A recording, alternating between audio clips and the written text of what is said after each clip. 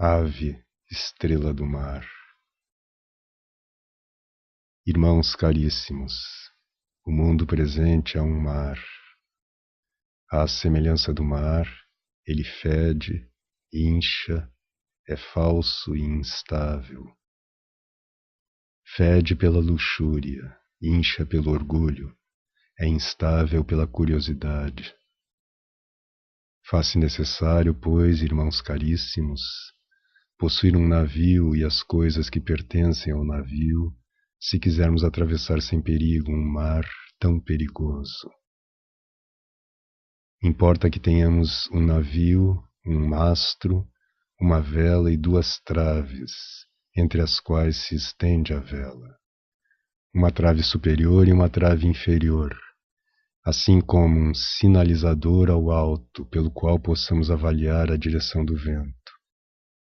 Devemos possuir cordas, remos, leme, âncora e a comida que nos for necessária. Tenhamos também uma rede com a qual possamos pescar algum peixe. Vejamos, porém, o que todas essas coisas significam. O navio significa a fé, que em Abraão teve início como em sua primeira tábua. Com Isaque e Jacó, o navio aumentou consideravelmente. Depois deles, o navio passou a crescer com a propagação das 10 tribos. Quanto maior o número dos que criam, tanto mais se dilatava o navio da fé. Mas ainda se dilatou em seguida, após a passagem do Mar Vermelho, recebendo os filhos de Israel a lei de Deus e multiplicando-se na terra prometida. Vindo depois Cristo e padecendo pelo gênero humano, ouviu-se em toda a terra o som da pregação apostólica, e esse navio muito se dilatou com a multidão dos povos que nele entravam. No tempo do Anticristo, esfriando-se a caridade de muitos, excluir-se-ão os falsos fiéis, e o navio será acabado na sua parte superior e mais estreita. E assim como em Adão foi colocado na proa a primeira tábua da fé, assim o último justo será na popa a sua última tábua. Certamente todos aqueles que desde o início atravessaram proveitosamente o mar do tempo presente, todos aqueles que escaparam de seus perigos, todos os que alcançaram o porto da salvação, todos eles navegaram no navio da fé, e foi por ele que realizaram a travessia. Pela fé, Abel ofereceu a Deus uma hóstia mais agradável do que Caim, pela qual obteve o testemunho de sua justiça e pela qual, já falecido, ainda falava. Pela fé, Enoque agradou a Deus e foi transladado. Pela fé, Noé construiu uma arca para a salvação de sua casa. Pela fé, ao ser chamado, Abraão obedeceu dirigir-se ao lugar que lhe haveria de ser dado. Pela fé, Sara, a estéril, recebeu a capacidade de conceber. Pela fé, Isaque abençoou cada um de seus filhos. Pela fé, José, ao morrer, lembrou-se do retorno dos filhos de Israel à terra prometida e lhes ordenou para lá transportarem os seus ossos. Pela fé, Moisés foi escondido ao nascer. Pela fé, negou ser filho da filha do faraó. Pela fé, celebrou a Páscoa. Pela fé, os filhos de Israel atravessaram o Mar Vermelho. Pela fé se derrubaram os muros de Jericó. E que mais ainda direi? O dia não será suficiente para falar dos santos da antiguidade que pela fé venceram reinos, operaram a justiça, alcançaram as promessas. Destes, alguns fecharam as bocas dos leões, como Daniel. Outros extinguiram o ímpeto do fogo, como os 3 jovens. Outros convalesceram de sua enfermidade, como Jó e Ezequias. tornaram-se fortes na guerra, como Josué e Judas Macabeu. Por meio de Elias e Eliseu, algumas mulheres receberam de volta seus falecidos, que ressuscitaram. Outros foram cortados, não aceitando serem livrados da morte temporal em troca da transgressão da lei, como 7 irmãos cujo martírio lemos no 2º livro dos Macabeus. Outros foram apedrejados, como Jeremias no Egito e Ezequiel na Babilônia. Foram cortados, como Isaías, mortos pela espada, como Urias e Josias, ou andaram errantes, como Elias e outros eremitas. E todos esses, e muitos outros, atravessaram pela fé os perigos do mundo presente e foram encontrados provados pelo testemunho da fé. As tábuas deste navio são as sentenças das Sagradas Escrituras, e para sua fabricação, algumas dessas tábuas nos são trazidas pelo Velho Testamento e outras pelo Novo.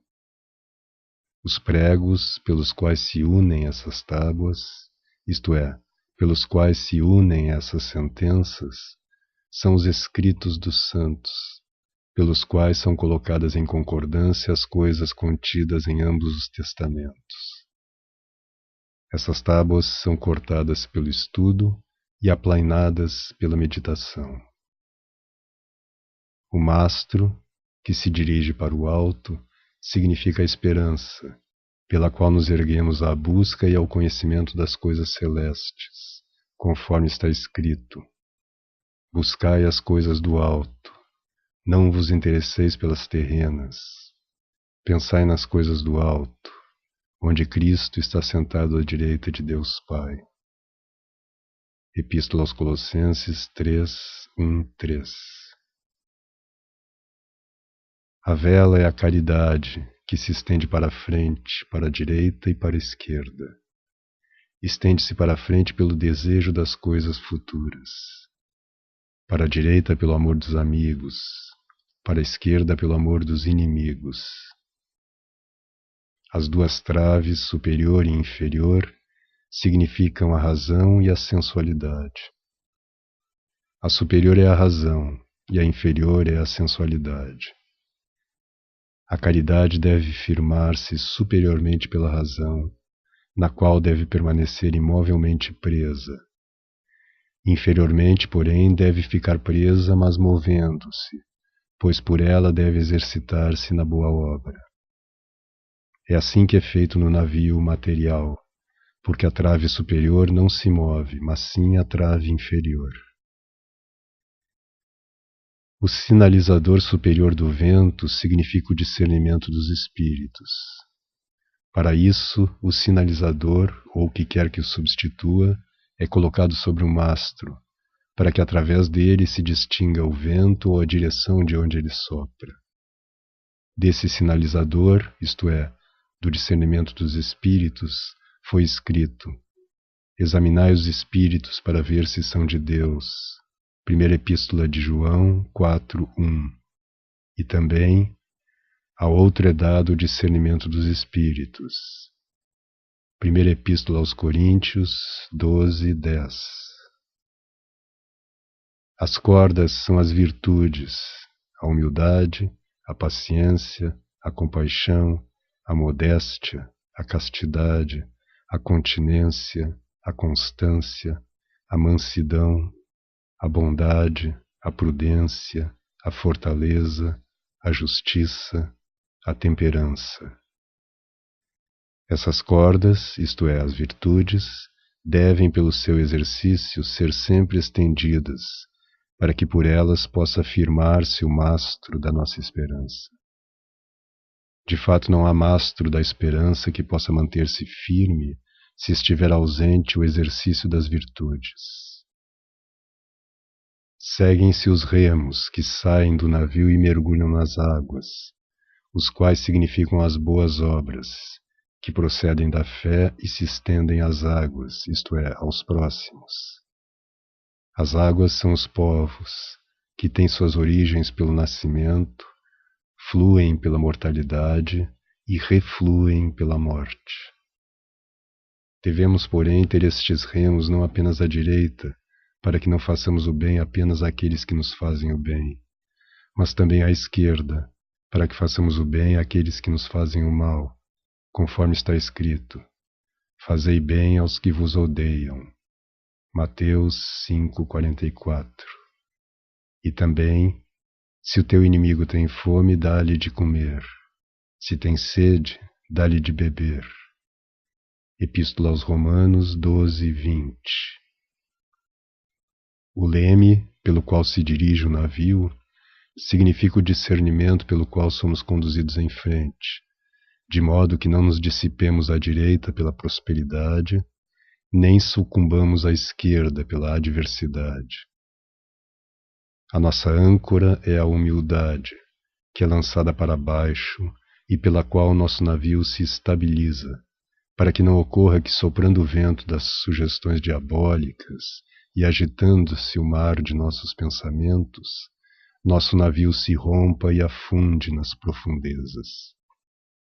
O navio de nossa fé deve, portanto, tornar-se firme e estável pela humildade, para que no tempo da tentação, embora não possa se entregar a um livre curso, possa permanecer firme em seu lugar. Devemos ter nosso alimento pelo estudo das Escrituras. Aos maus não apetece este manjar, conforme está escrito: sua alma aborrecia todo alimento, e chegaram às portas da morte. Salmo 106:18. Ele é dado aos bons, conforme está escrito: enviou a sua palavra para curá-los, para livrá-los da ruína. Salmo 106:20. A rede significa a pregação. Devemos utilizá-la sem cessar, para poder com ela pescar os homens submersos nas ondas do mundo presente e, retirando-lhes as escamas dos pecados, prepará-los para nosso Senhor Jesus Cristo. Devemos também, conforme o costume dos marinheiros, cantar as canções do mar pela modulação do louvor divino, conforme nos diz o salmista: bendirei o Senhor em todo o tempo, o seu louvor estará sempre na minha boca. Salmo 33:1. Depois de tudo isso, porém, ainda será necessário para nós a ação do vento, que significa a inspiração do Espírito Santo, para que por ela nos dirijamos ao porto da tranquilidade, ao médico da salvação, à terra prometida, à casa da eternidade. O Senhor nos dará o vento pela inspiração de seu Espírito, conforme está escrito: toda dádiva excelente e todo dom perfeito vem do alto e desce do Pai das luzes. Epístola de Tiago 1:17. As luzes são os dons. O Pai das luzes é o autor, o doador e o distribuidor destes dons. O dom perfeito significa os dons da graça. Ele, que nos dê os demais bens, seja os que nos vêm pela natureza, seja os que nos são dados pela graça, nos dará também o vento favorável, isto é, o Espírito Santo. Para que, porém, irmãos caríssimos, possamos atravessar esse mar com proveito, saudemos frequentissimamente a estrela do mar, isto é, a bem-aventurada Maria, e invoquemo-la saudando-a, dizendo: Ave estrela do mar. Segundo o costume dos marinheiros, ergamos sempre nossas preces à bem-aventurada Maria, assim como ao seu filho. Seja ela para nós uma mãe espiritual, por meio de Jesus, fruto de seu ventre, o qual, nascido dela e por nós entregue, é Deus e reina feliz pela vastidão dos séculos que hão de vir. Amém.